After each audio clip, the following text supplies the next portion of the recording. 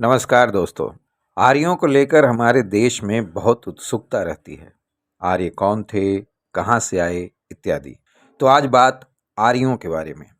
आर्यों की जन्मभूमि कहाँ थी, इस विषय में इतिहास के विद्वानों में बड़ा मतभेद है।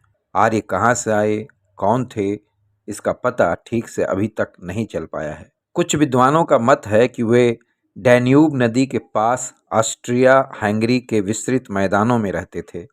कुछ लोगों का विचार है कि उनका आदिम निवास स्थान दक्षिण रूस में था। बहुत से विद्वान ये मत रखते थे कि आर्य मध्य एशिया के मैदानी भागों में रहते थे, फिर वहाँ से वे दूसरी दूसरी जगहों पे फैले। और कुछ लोगों का ये मानना है कि आर्य लोग भारत के आदिम निवासी थे और यहीं से वे संसार के अन्य भागों में फैले। फिर भी अधिकांश विद्वानों का मत है कि आर्य लोग मध्य एशिया के मैदानी भागों में रहते थे। उनके इधर उधर फैल जाने का कारण उनका चारागाह की तलाश करना माना जाता है। आर्य देखने में लंबे चौड़े और गोरे रंग के थे। वे घुमंतु प्रवृत्ति के होते थे। उनकी भाषा लैटिन, यूनानी आदि प्राचीन यूरोपीय भाषाओं तथा आजकल की अंग्रेजी, फ्रांसीसी, रूसी तथा जर्मन भाषाओं से मिलती जुलती थी।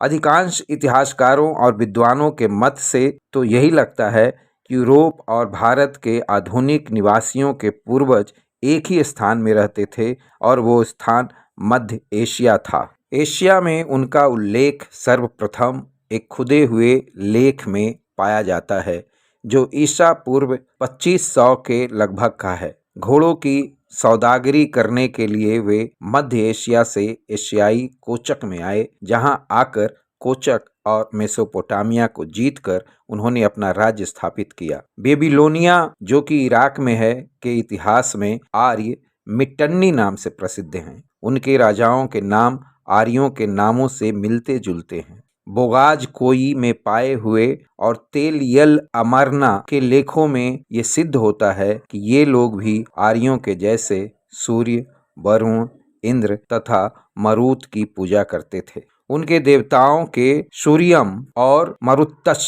संस्कृत के शब्द सूर्य तथा मरुत ही हैं। ज्ञात होता है कि ईसा पूर्व 1500 के लगभग मेसोपोटामिया की सभ्यता को नष्ट करने वाले लोग उन्हीं आर्य के पूर्वज थे, जिन्होंने भारत के द्रविड़ को हराया और वेदों की रचना की। आर्यों की एक दूसरी शाखा भी थी जो फारस के उपजाऊ मैदानों में पाई जाती थी।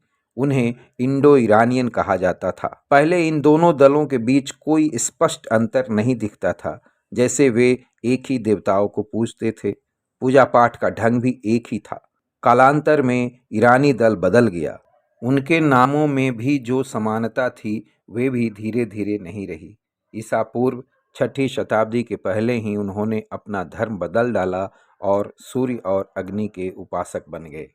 आर्य लोग अपनी जन्मभूमि को छोड़कर ऐसी जगह पर गए जहां कुछ लोग पहले से निवास करते थे। ऐसी दशा में उन्हें पहले से निवास कर रहे लोगों से लड़ना पड़ा। आर्य लोग अपने जन्म स्थान से कभी भी बड़ी संख्या में नहीं निकलते थे। वे टुकड़ों में बंट के ही इधर उधर जाते थे, पर जहाँ भी जाते थे उनका द्वंद्व पहले से रह रहे लोगों से होता था। कहीं कहीं जो अनार्य थे उन्होंने आर्यों की भाषा को तो अपनाया ही, साथ साथ उन्हीं के देवी देवताओं को भी पूजने लगे। पर अधिकांश जगह यही हुआ कि आर्यों ने उनकी ज़मीन और संपत्ति छीनकर उन्हें अपनी प्रजा में शामिल कर लिया। आर्यों के बाहर निकलने का समय ठीक तौर पर निश्चित नहीं किया जा सकता, परंतु विद्वानों का अनुमान है कि ये घटना 3000 ईसा पूर्व से पहले की नहीं है। तो ये थी आर्यों के बारे में संक्षिप्त जानकारी। ऐसा ही रोचक जानकारी के लिए देखते रहिए हमारा चैनल ज्ञान जीरो। धन्यवाद।